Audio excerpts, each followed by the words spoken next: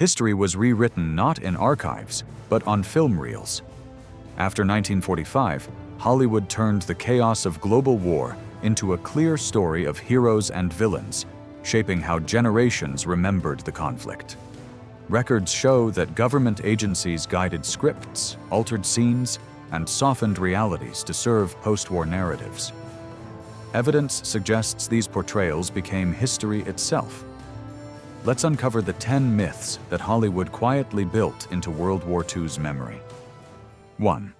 Hollywood portrayed the American war effort as entirely noble and uncomplicated. For decades, audiences have believed that Hollywood's depiction of World War II reflected a transparent, patriotic reality. A story of ordinary Americans rising against tyranny, united by purpose and untouched by moral ambiguity. This perception became embedded through wartime productions and post-war features that portrayed the conflict as a triumph of virtue rather than a tragedy of necessity. The belief originated during the early 1940s when the U.S. government sought to align public morale with national objectives. In 1942, the establishment of the Office of War Information marked a direct partnership between Washington and Hollywood, resulting in guidelines that shaped nearly every major war film. The Bureau of Motion Pictures reviewed scripts to ensure that storylines reflected democratic values, depicted the enemy as barbaric, and presented American soldiers as disciplined, selfless, and humane. Any element that might reveal internal divisions, racial inequality, strikes, desertions, or civilian suffering was either softened or removed. By 1943, the studios had effectively become an unofficial branch of wartime propaganda, producing films like Air Force and Baton that glorified combat and portrayed unity as unbroken. Archival evidence indicates that this coordination extended to distribution. Theaters were instructed to feature war bond messages and omit footage that might lower morale. Historians later found detailed memos advising filmmakers to avoid the appearance of doubt or sacrifice beyond endurance. In truth, the home front was marked by deep social and racial tension, with more than 250 wartime strikes and ongoing segregation across military and civilian life. None of this complexity appeared on screen. Instead, the visual record of the war, carefully edited, emotionally charged, and distributed globally, cemented a myth of moral perfection.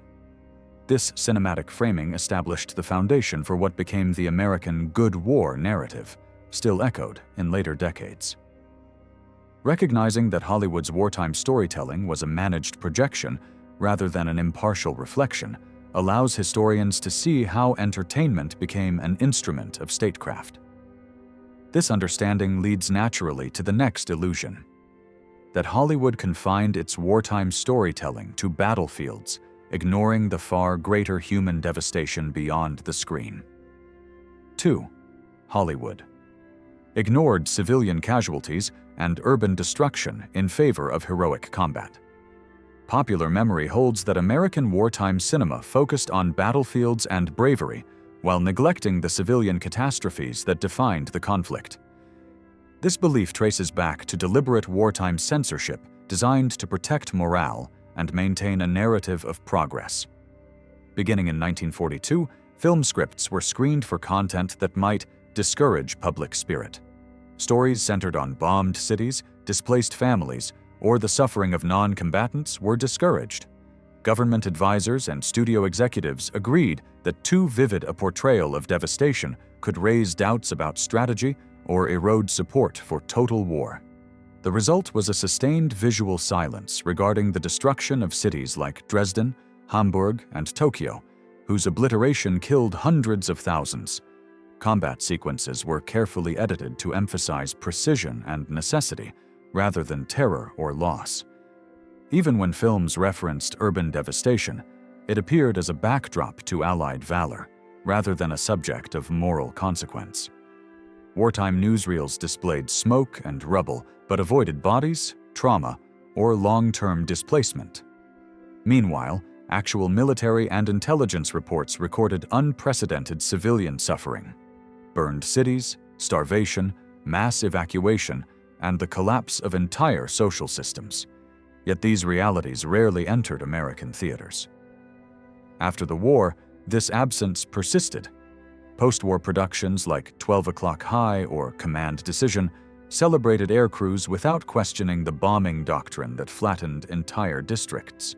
This selective framing cultivated a heroic aesthetic that dominated American cultural memory of the war for generations. By omitting the suffering of civilians, both enemy and allied, Hollywood's version of total war became strangely humane. The visual distance between reality and representation narrowed the public's understanding of modern warfare, transforming destruction into spectacle and necessity into virtue. Recognizing this pattern reveals how deeply narrative control shaped the moral landscape of the 1940s. It also leads to the next myth, in which the portrayal of the enemy was simplified into caricature, erasing the complexities of the soldiers who fought on the other side. 3. Hollywood depicted German soldiers as uniformly fanatical and inhuman. American audiences long accepted the image of German soldiers as mechanical, ideologically driven adversaries, extensions of the Nazi Party's will rather than individual men caught in the machinery of war. This myth was convenient, clear, and dramatically efficient, providing a villain with no moral depth. It originated in wartime propaganda policies that sought to simplify good and evil into recognizable patterns for domestic audiences. Studio correspondence and government memoranda reveal that depictions of the German enemy were to avoid ambiguity of motive and individual sympathy. Films such as Sahara and The North Star followed this formula, presenting faceless opponents and sadistic officers. This narrative served both wartime needs and post-war convenience. It justified total victory and occupation by framing the enemy as morally uniform. However, historical analysis of captured documents, unit diaries, and court proceedings paints a more complex picture. The German army included conscripts, political dissidents, and reluctant participants alongside committed Nazis. Many soldiers were bound by military culture and coercion rather than ideology. Post-war scholarship also demonstrated that war crimes were not limited to the SS, as films often suggested, but involved the Wehrmacht in numerous campaigns across Eastern Europe. The simplified cinematic version of evil removed these distinctions, creating an enduring cultural image that persisted for decades in American and European film. By avoiding the complexity of culpability, Hollywood also shielded its audiences from confronting the psychological and moral dimensions of modern warfare. The result was a lasting mythology of pure American heroism confronting absolute German evil. This distortion, while effective for narrative clarity, obscured the reality that war crimes, fear, and indoctrination were not confined to one side. Understanding this gap between representation and record broadens the moral scope of history and prepares us to examine how the portrayal of American exceptionalism became the cornerstone of post-war storytelling. 4. Hollywood elevated American exceptionalism while diminishing Allied complexity. The popular narrative that the United States single-handedly saved the free world has deep cinematic roots.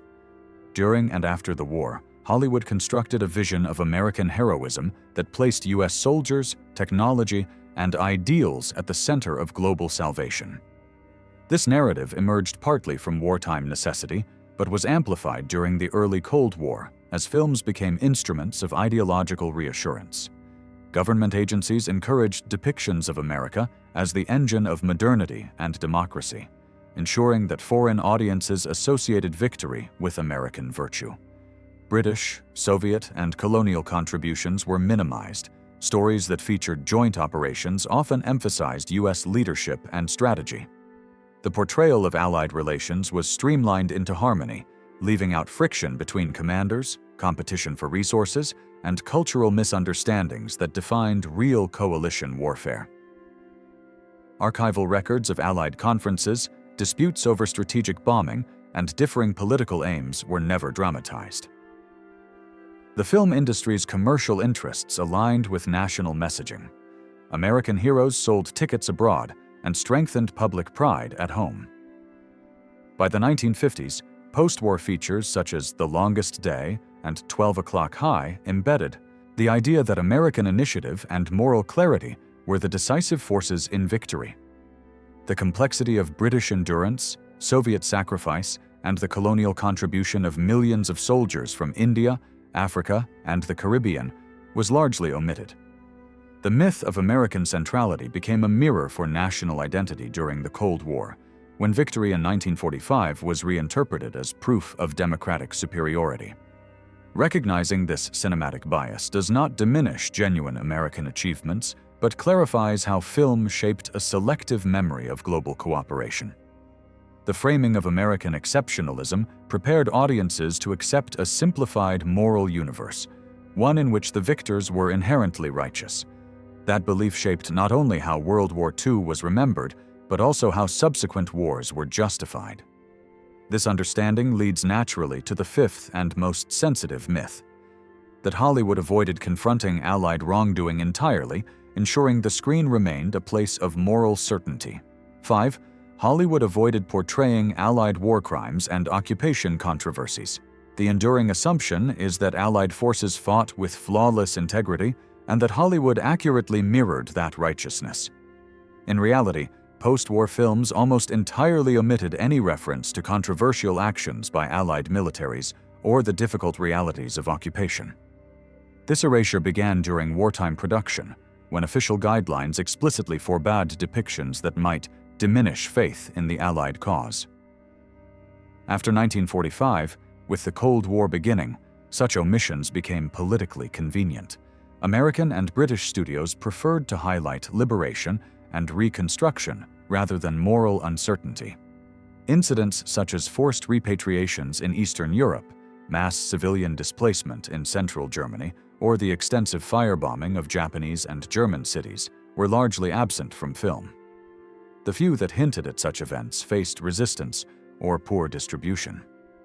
Hollywood also avoided portraying racial segregation within its own ranks, the internment of Japanese Americans, and the ethical debates surrounding the atomic bombings. The silence extended into the 1950s, when occupation policies in Germany and Japan were presented as successful democratization rather than coercive control.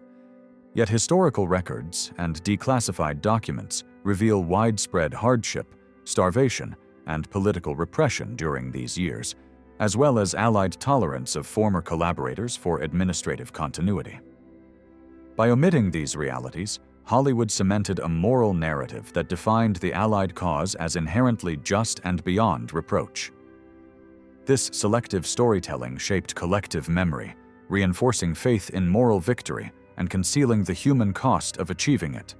The long-term effect was a public understanding of the war stripped of contradiction, in which heroism stood unchallenged by complexity. Recognizing the mechanisms of omission, what was not filmed, not written, not allowed, reveals the final layer of Hollywood's influence, the transformation of a global tragedy into a moral legend. This understanding closes the first half of our inquiry, where film became the lens through which history itself was rewritten. 6. Hollywood's post-war films reflected a nation reckoning with the cost of victory. The public often assumes that after 1945, Hollywood confronted the war's moral and human cost with candor, depicting the pain of veterans and civilians in the wake of victory. This belief rests on the reputation of post-war dramas and noir films that appeared to grapple with disillusionment, loss, and reintegration. Yet these stories, while emotionally charged, rarely addressed the war itself with honesty or historical precision. Their origins lay in a shifting political climate rather than genuine national introspection. As the Cold War began, Hollywood's tone changed under new ideological pressures. Government agencies and studio executives sought to distance American identity from the trauma of global conflict and redirect it toward prosperity and leadership. The result was a cinematic landscape that converted wartime experience into allegory. Films such as The Best Years of Our Lives, 1946, appeared to depict post-war struggle, but within boundaries that reaffirmed optimism and social cohesion. The realities of psychological trauma, racial inequality among returning veterans, and moral ambiguity on the front lines were largely softened or excluded. Archival documents from the Veterans Administration and the War Department show widespread concern over readjustment crises, addiction, and suicide, topics almost entirely absent from the screen. Studio correspondence reveals that producers feared such portrayals would damage public morale and hinder box office returns.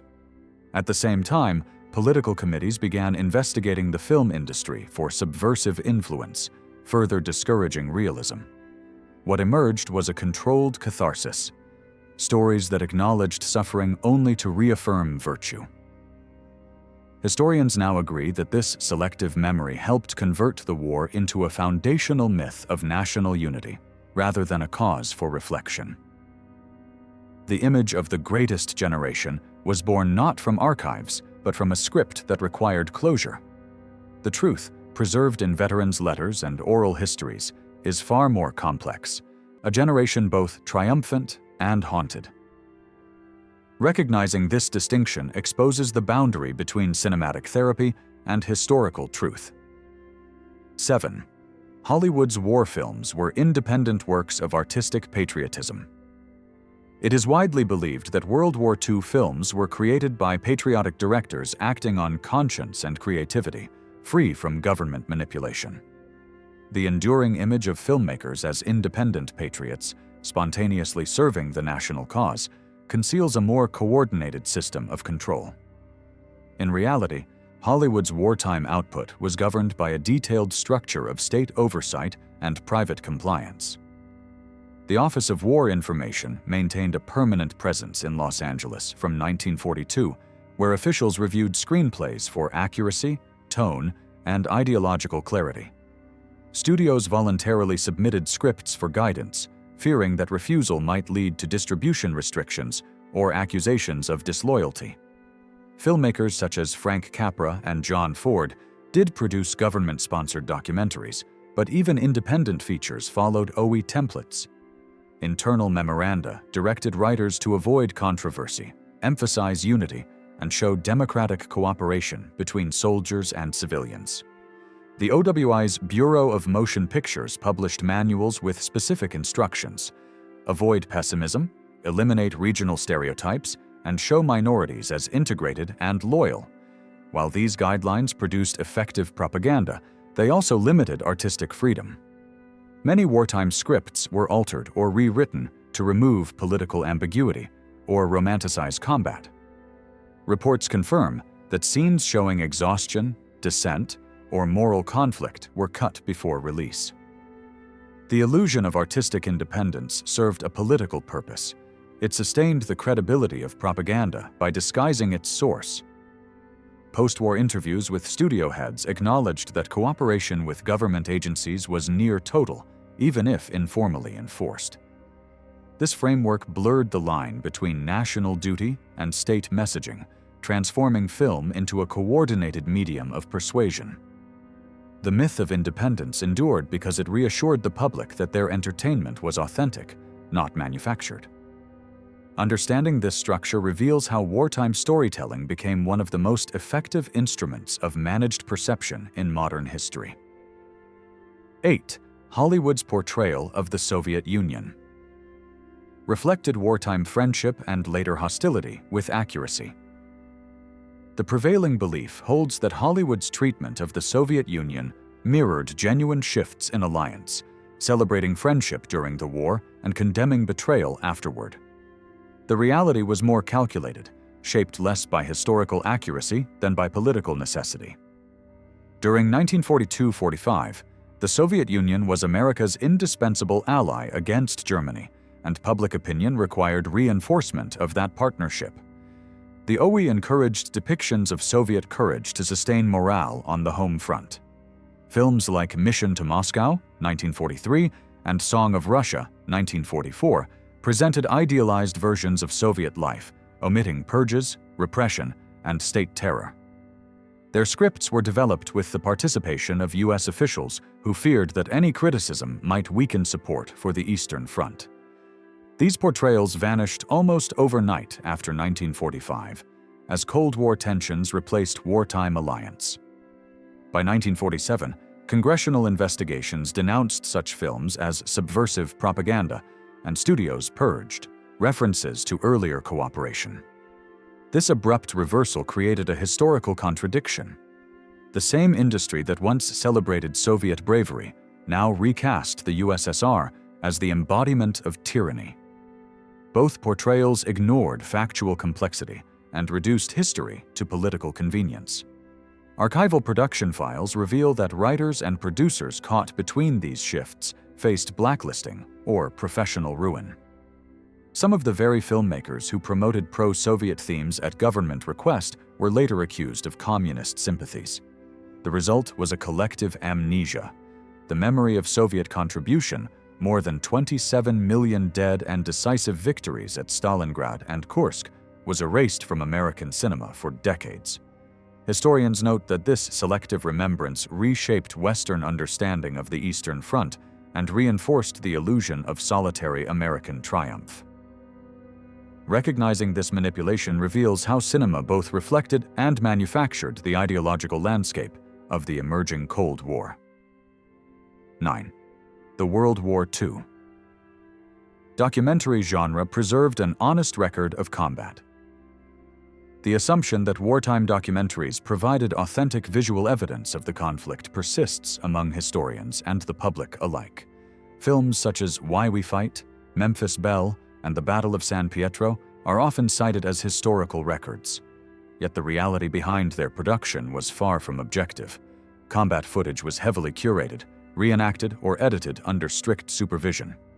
The U.S. Army Signal Corps and the Navy's Photographic Service controlled the majority of footage leaving the front. Outtakes that depicted confusion, fear, or civilian casualties were routinely destroyed or archived without public release. Directors working for the armed forces often staged scenes using non-combat troops or filmed after battles had ended to ensure clarity and composition. The Battle of San Pietro, long praised for its realism, was later revealed to contain reconstructed sequences filmed days after the actual fighting. Government oversight extended to narration, which reframed operations as inevitable victories regardless of tactical outcome. The WWII coordinated these releases to coincide with domestic campaigns for war bonds or new offensives abroad. Even the celebrated Why We Fight series was designed as orientation material for soldiers, emphasizing ideology over fact. Historians now recognize that these films, while valuable cultural artifacts, served as instruments of persuasion rather than documentation. They created a collective visual memory of order amid chaos and victory, without ambiguity. When screened in theaters, they reinforced the public's sense of participation in a moral crusade, masking the disorder of real warfare. The illusion of authenticity made them powerful tools of national unity and, inadvertently, long-lasting distortions of history. The evidence suggests that what appeared as truth on screen was often a curated version of reality, shaped to align with policy and morale rather than historical record. 10. Hollywood's depiction of the atomic bomb reflected a nation's moral debate. It is often believed that American cinema responded to Hiroshima and Nagasaki with moral introspection and open discussion of nuclear warfare. This perception stems from later portrayals of scientists and generals wrestling with conscience. In truth, early post-war films avoided the subject almost entirely, or treated it with triumphal reverence. The initial cinematic responses, The Beginning or the End, 1947, and Above and Beyond, 1952, were developed under military supervision. Script drafts were reviewed by the War Department and the Atomic Energy Commission, both of which insisted on removing scenes suggesting doubt about necessity or civilian suffering. The official narrative presented the atomic bomb as a scientific achievement and strategic imperative. No major film depicted the human consequences of radiation, displacement, or genetic harm for nearly 2 decades.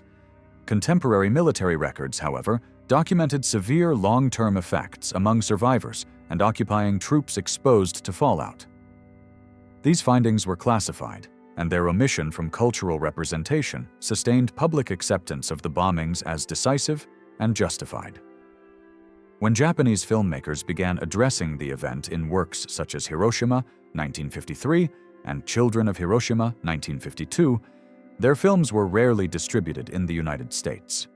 American audiences thus inherited a vision of atomic victory devoid of tragedy. The suppression of critical narratives during the early Cold War further reinforced silence. Only in the 1960s, amid shifting social consciousness, did Hollywood cautiously begin to acknowledge the moral dimensions of nuclear warfare, but even then, through allegory rather than direct depiction. The long delay reveals how national myth overpowered historical reflection. The bomb, transformed into symbol rather than catastrophe, became the final image of righteous technology concluding a good war. Recognizing this continuity exposes the deepest effect of Hollywood's influence, the transformation of irreversible human suffering into the language of destiny. In this final myth, the circle of cinematic control closes. The war that defined a century ended not in archives or memory, but in carefully written scripts that taught the world what to remember and what to forget. History rarely tells everything, but what it leaves behind still defines how we remember. The war on screen ended in 1945, yet its stories continued shaping what nations believed about themselves. Each film, each omission, became part of the archive we now call memory. If stories like this matter to you, subscribe and let history speak in full.